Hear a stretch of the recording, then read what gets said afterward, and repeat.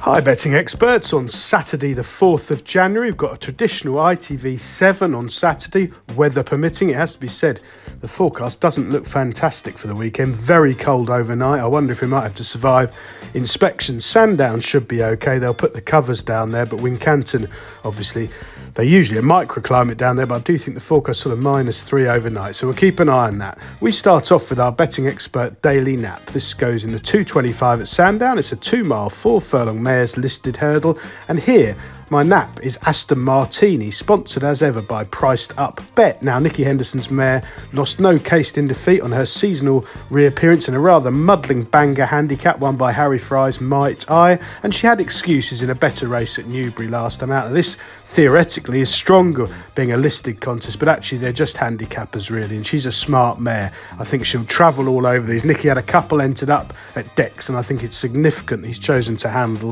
run her. She'll handle the deep ground conditions if it is really testing perfectly well, and she's got scope to improve. She's going to be a cracking chaser next season. Our betting expert value angle selection, sponsored by Priced Up Bet, goes in the 150 at Sandown, a 2 mile 4 handicap chase, and I'm keen here on Triple Trade. Now, this one comes from the Joe Tizard yard. As you're about to hear, I'm really thinking that Joe's going to have a fantastic Saturday. He's certainly been in blistering form in the past fortnight with 5 winners. All of his horses are running really well, and Triple Trade has been running himself fit from an easing mark in 3 relatively promising runs so far this winter. I think he'll get a positive ride from the excellent Brendan Powell, and the easing of the ground earlier in the week is very much in his favour. We'll do the rest of the 5 ITV races now in time order, starting at Wincanton in the 205, a handicap chase over 3 mile 1. Well, this is cut up badly, but it's a gilt-edged opportunity for Indior to follow up that very impressive Taunton win in November. Now, plenty will be put off by the fact the owner, David Maxwell, is riding again, but he was absolutely brilliant last time out from the front, seeing astride at every fence, making all the running, jumping them silly, and if he repeats those tactics, I think Indoor could have these strung out all over Somerset from an early stage. Staying at Wincanton for the 240, the first of a couple of veterans handicaps, this one over 2 mile 4. Well, I'm going to take a chance on one here, the Widowmaker.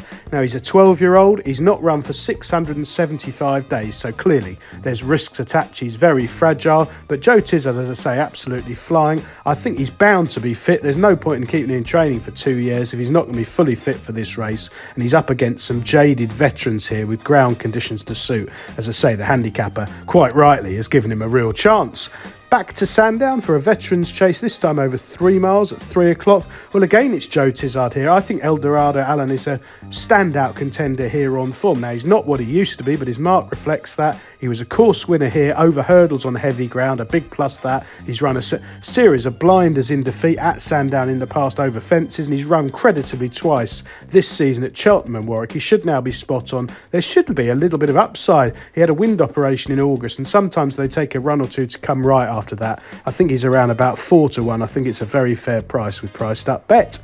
Over to Wincanton for the 315, a competitive 2 mile 5 furlong handicap hurdle. Well, Love of Namor was a bit of a revelation at 40 to 1 when winning over 2 mile 4 here last month, but there was no fluke about that, and she seems sure to take plenty of catching again. She's got the £3 claimer Charlie Price in the saddle again. He's liable to blitz her off in front and string them all out. Hopefully she can follow up. And finally to Sandown, the 335, a handicap hurdle over 2 mile. Well, it'll be nearly dark, I should think, apart from anything else, but that won't bother Navajo Indy, who's a thorough stayer from the Tom Simmons yard. Now, Tom's got some lovely young horses to go to war with this winter, and his progressive handicapper impressed me when showing a tenacious attitude under pressure to win a competitive Newbury contest at the end of November. He is now up to a career high, but Caelan Quinn gets on really well with him, and I think the stiff uphill finish at Sandown is exactly what he needs. Best of luck with all 7 ITV races on Saturday, betting experts, and please do remember to check out our sponsor, Priced Up Bet.